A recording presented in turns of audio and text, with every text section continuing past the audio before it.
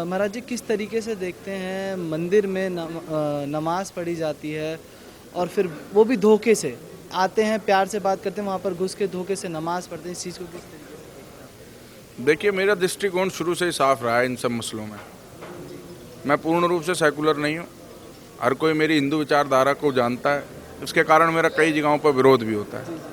लेकिन नमाज पढ़ना बहुत अच्छा काम है। जी परमात्मा की, रब की, खुदा की, ईश्वर की इबादत करना बहुत अच्छा काम है। मंदिर में नमाज किसी ने यदि करी है तो बहुत अच्छी बात है, उसने करी है। जी जी मैं सेकुलर हिंदू भाइयों से कहूँगा कि आप मस्जिद में यज्ञ करें, हनुमान जी की मूर्ति वहाँ ले जाएं, जी उसकी प्राण प्रतिष्ठा करके वहाँ पर हनुमान चालीसा का पाठ करें। जी मेरी हिंदू विचारधारा शुरू से क्लियर रही है। मैं सेकुलर व्यक्ति नहीं हूँ। यदि आप मेरे से इस प्रकार के शब्दों की अपेक्षा करते हैं कि अच्छा हुआ या बुरा हुआ, मैं इस प्रकार की टिप्पणी नहीं करूँगा। वासुदेव कुटुंबकम, हमारा देश, हमारी संस्कृति सबको अपना मानती है, तो सब हमारे अपने हैं। अगर कोई मंदिर में आकर के नमाज पढ़ना चाहता है, उसको ये भगवान का घर लगता है और वो कहता है कि ये एक पवित्र स्थल है, यहाँ पे मैं अपने भगवान को याद कर सकता हूँ, तो करे। लेकिन मैं हिंदू भाइयों से भी कहूँगा कि तुम भी देव यज्ञ करो, अपने इष्ट की पूजन करो। जी। अगर कोई हिंदू मस्जिद में या ताजमहल पर भी जाके हनुमान चालीसा पढ़ देता तो उसको पीट पीट कर भगा दिया जाता है, या वहाँ पर जो पुलिसकर्मी होते हैं वो भी उसको मारने लगते हैं, तो इस चीज़ को किस तरीके से देखते हैं? मैं सिर्फ उन हिंदू भाइयों को ये समझाना चाहूँगा कि अगर पिटना और मुकदमे से डरना है तो हिंदुत्व छोड़ के समय पे इस्लाम कबूल कर लें जी या अन्य कोई धर्म कबूल कर लें, क्योंकि हिंदुओं का धर्म शुरू से ही संघर्षकारी रहा है और हमारा इतिहास भी संघर्षकारी रहा है। कभी हमने औरंगजेब का जमला झेला तो कभी हमने अंग्रेज़ों का जमला झेला है, और इतिहास जानता है कि हर परिस्थिति से निकल करके हिंदू वर्चस्व में आया और पुनः अपनी स्थापना करी है। और सभी हिंदू भाइयों को मैं एक ही सलाह दूंगा कि समय रहते जाग जाओ, नहीं तो कश्मीर का वो मंजर याद करो जहाँ कश्मीरी ब्राह्मणों को रातों रात घर से निकाल दिया गया था।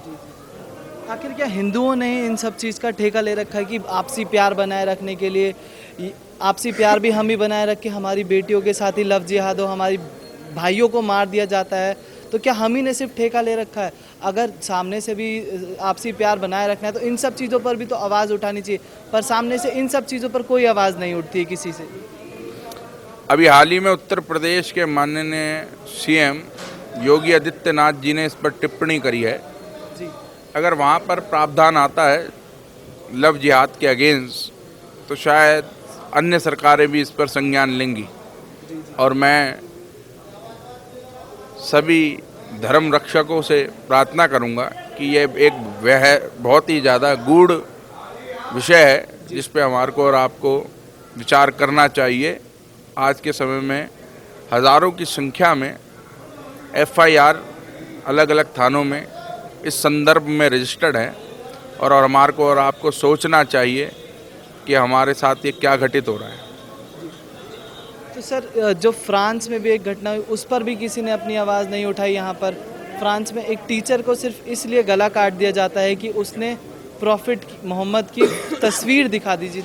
तो महाराज जी इस चीज़ को किस तरीके से देखते हैं? सिर्फ तस्वीर दिखाने पर गले काट दिए जाते हैं और हमारे धर्म पर गंदी गंदी टिप्पणियाँ करते हैं, हमारे भगवानों की फ़ोटोज़ अलग गलत तरीके से दिखाई जाती है, यहाँ तक कि बॉलीवुड में भी ये सब चीज़ें होती हैं। बॉलीवुड की नग्नता के बारे में मैंने कई बार सवाल उठाए हैं। गुलशन कुमार की हत्या के बाद धर्म को बड़ी नीचता से दिखाया गया बॉलीवुड द्वारा। केवल और केवल नग्नता, ड्रग्स रैकेट, अंडरवर्ल्ड माफिया आज के डेट में बॉलीवुड को चला रहे हैं। आप देखोगे कि किसी प्रकार से वो ब्राह्मण को पाखंडी, वैश्य समाज को लोभी और ढोंगी, क्षत्रिय समाज को डाकू और बलात्कारी दिखाता है।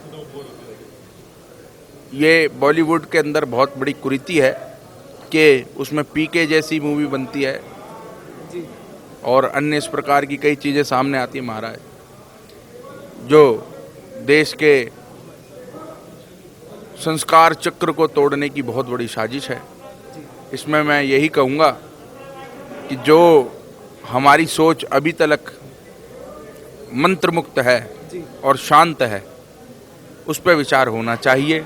हमारे को नई विचारधारा के साथ इन सब चीज़ों के प्रति अपना विरोध प्रकट करना चाहिए। जी, आखिर हम हिंदुओं को अपने में क्या बदलाव लाना चाहिए कि जो हमारी बहनों के साथ या हमारे भाइयों के साथ ऐसी घटनाएं हो रही है, उसका क्या सॉल्यूशन है कि ये सब घटनाएं आगे ना हो?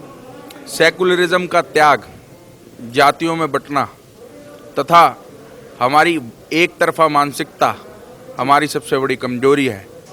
यदि हम क्षेत्र, जाति और सेकुलरिज्म को त्याग दें और एक हिंदुत्व का नारा लेकर के अपने पक्ष में चलें तो विजय निश्चित है। कोई भी हमारी बहन बेटियों के साथ गलत नहीं कर पाएगा, कोई भी हमारा धर्म परिवर्तन नहीं कर पाएगा, कोई भी हमारी संस्कृति का और हमारे देवी देवताओं का मजाक नहीं उड़ा पाएगा यदि हम जातियों में ना बटें, क्षेत्रों में ना बटें और सेकुलर मानसिकता ना रखें। धन्यवाद महाराज जी।